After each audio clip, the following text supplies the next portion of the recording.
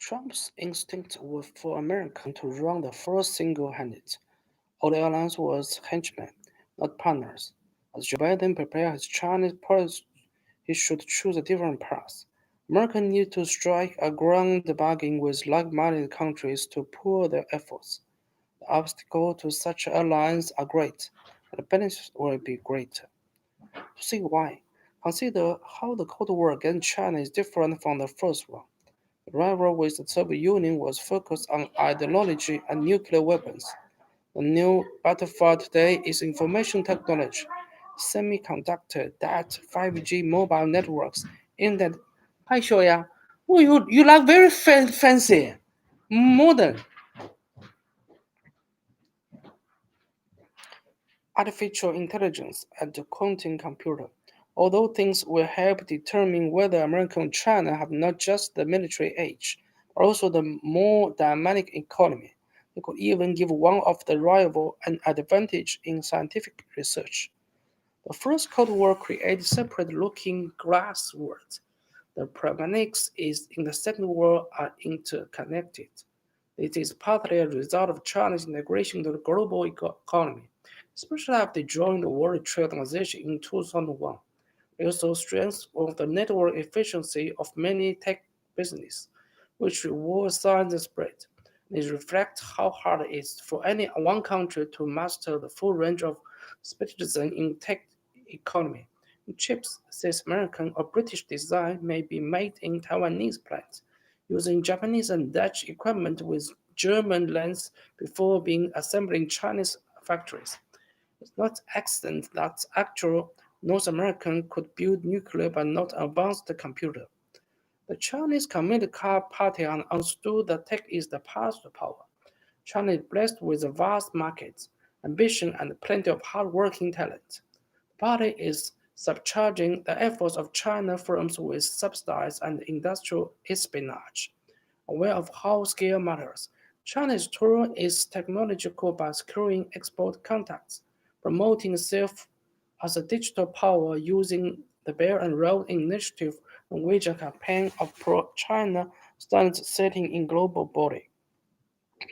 Ms. Trump's obvious solo response has had some successes, has brought some allies to stop buying gear for 5G networks from Huawei, a Chinese firm, and by threatening sanctions on chip makers who supply Huawei, he has damaged it. But in the long run, this approach favors China and has already accelerated China's effort to create its own world-class chip industry, though that could easily take a decade or more. More important, if a bully American always focuses solely on its own narrow interest, it will drive away the very allies that could help it stand ahead in tech. Europe is increasingly unwilling to leave itself open to American pressure. The European Union's highest court has twice restricted transfer of data in America, where they may be picked over by the intelligence agencies. And the European pick makers has announced plans to impose rules on the cloud, to impose digital taxes on American tech giants, and to limit foreign takeovers, including potentially American ones. A ground bargain would turn the conflict with Europe into collaboration, rather than be consumed by squatters. Allies could share an approach to issues like taxation, takeover rules, and supply chains. For example, European Journal Data Protection Regulation is on the way to become a de facto standard outside Europe. With closer collaboration in intelligence, the alliance could be more alert to secure threats from China hackers and tech firms.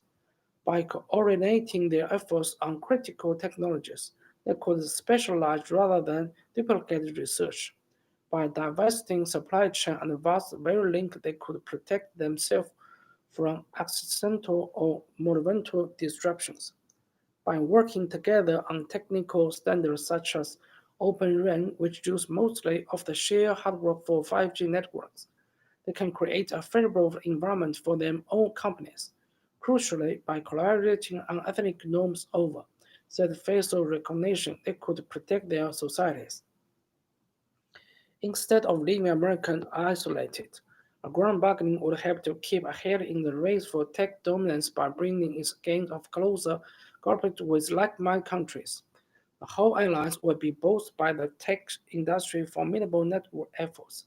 The bargaining would also leave America more open to cross-border scientific collaboration and immigration veto and place threats on the collaboration of foreign students, many of whom study to carry out research or work in tech. Such openings in strengths that China lacks. Some people argue that cooperation of this sort needs a treaty. Institutions like NATO or WTO that would take a long time to set up. What it would possess its gravity, it will lack its flexibility. Groups like HG7 will be more adaptable and less clumsy. Either way, striking a ground bargain with a heart. For one thing, America would need to acknowledge that it's not as dominant as it was in the set up global governance of the Second World War, but to willing to make concessions to its allies right now. For privacy, taxation, and some details of industry policy, say, in order to protect the system of government in the long term. The strategy to be credible board will need to be bipartisan consensus in Washington. American allies will have to make concessions too. They will have to trust a country which, under Ms. Trump, sometimes look on the transatlantic alliance with contempt. Some Europeans would have to temper their dream of becoming a superpower that stands apart from China and America. Yet the European dreams have always looked far-fetched. But if anything can overcome division in Washington, China can. Over more, their sacrifice would be worth it.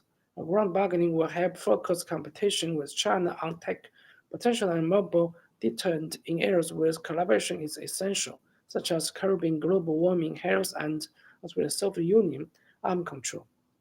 Ground bargaining could make the world safer by making it more predictable. When superpowers are set on a collusion course, there's something profoundly be wished for.